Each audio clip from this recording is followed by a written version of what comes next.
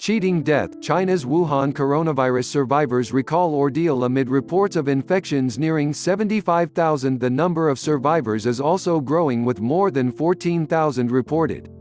Chengdu, China, scrambled eggs with tomatoes. That's the first dish coronavirus survivor Yang Yang made for herself after being discharged from No. 7 hospital in Wuhan, in Hubei province, the epicenter of the outbreak in China. "This is the first time I thought eggs were so delicious," Yang Yang wrote on social media. "All the other friends who are still fighting in the hospitals, I can't wait to see you all very soon." After escaping what she describes as a near-death experience, Yang Yang is now one of the estimated 14,000 people in mainland China who has beaten the virus. Despite the number of infections reaching almost 75,000 on Wednesday, some reassuring news is finally emerging out of China that a growing number of people can and do survive the illness. "I hope this trend offers people battling the disease across the country a beacon of hope and the courage to continue the fight," Yang Yang said. However, there is still a mammoth gap between the rates of recovery in Hubei compared with other provinces. In other Chinese provinces, the recovery rate has been steadily climbing to nearly 40% as of Wednesday, whereas the rate for Hubei is still below 15%. Turned away. Yang Yang's road to recovery, like many others in Wuhan, was anything but smooth. Just over 2 weeks ago, on February 2, she remembered posting a plea for help on Weibo, China's social media platform.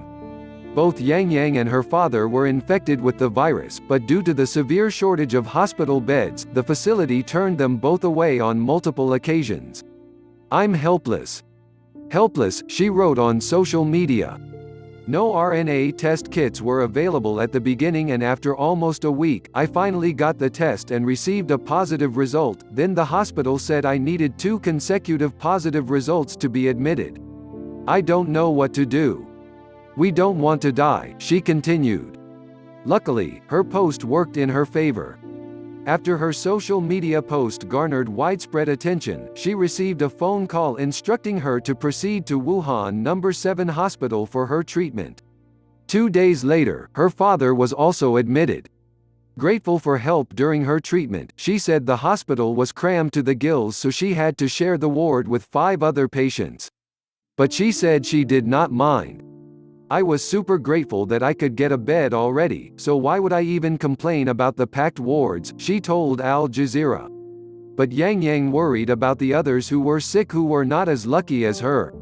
"I can't imagine what would have happened if I didn't receive that phone call from my community representative," she said. "I'm sure there were loads of people whose conditions worsened significantly before they could even see a doctor." Experts, including Dr. Zhang Nanshan, the doctor who first confirmed the human-to-human transmission case, have cautioned about the rapid progression of the disease in some instances. In places outside Hubei, early interventions had proven effective at curbing the disease's progression. But in Hubei, this was not achieved at the beginning. Life or death situation. Peng, a 34-year-old woman who preferred to be identified only by her family name, was one of those who did not get treatment early enough. She first developed symptoms on January 27 but only got admitted to hospital a week later after displaying breathing problems. When she checked into the ward, she actually thought she might not make it. But after getting intensive care, her condition stabilized. And 2 weeks later she was discharged, after testing negative for the virus twice. In a phone interview with Al Jazeera, Peng said that she has now put herself under self-quarantine for 14 days despite being out of the hospital. Seeing nurses with hazmat suits and other protective equipment coming in and out of the ward was surreal at the beginning, Peng said. Why self-quarantine? Peng still remembers the patients hooked up to beeping machines and her own belabored breathing through an oxygen mask interrupting the eerie silence of her hospital room. When this epidemic is over, I will go back to Wuchang Hospital to say thank you to all the people who took care of me in person. Those medical workers gave me my second life. The majority of the patients who have so far recovered have not developed any severe symptoms. Some who did not manage to get admitted would get daily injections at the facility. Wu Zhengkong, a 47-year-old man from Wuhan, tested positive for the virus on February 4. Failing to find a hospital bed, he self-quarantined himself immediately. "Of course, I get paranoid every day," Wu told Al Jazeera, explaining about how he took care of himself. "My body temperature had been fluctuating pretty frequently, so one morning I'd get 38.5, the next day 37.2, and then the third day 39.1. I couldn't take my mind off this." Recovering alone during his 14 days at home, he would go to Wuhan Hankou Hospital for injections every day before the doctor told him to stop going. He had beaten the virus. "I was a bit surprised at first because according to my CT scan, there are still signs of infection on my right lung," Wu said. "But my doctor told me that since I no longer have symptoms and have tested negative for my virus RNA test, I can go home and let my own immune system fight off the infection." A number of people who had recovered told Al Jazeera that doctors in Hubei would routinely turn those who only displayed mild signs of the disease away.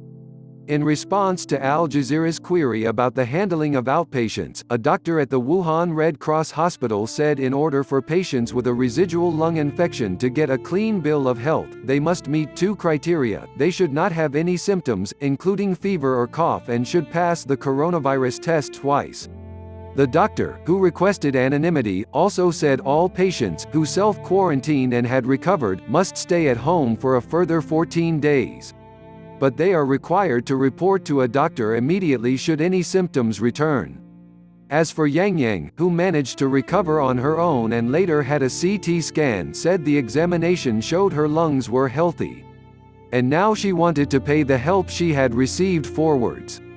"I heard that the plasma of the people who have recovered from the virus could be very helpful in treating other patients," Yang said, referring to the colorless fluid part of the blood. "I'm going to donate as soon as I finish my 14-day quarantine. This is the least I can do to help now." Thank you for watching. Please don't forget to like and subscribe to my channel, and please click on the bell so you'll be updated on my next video. Thank you. WeCare for UPH. Your health comes first.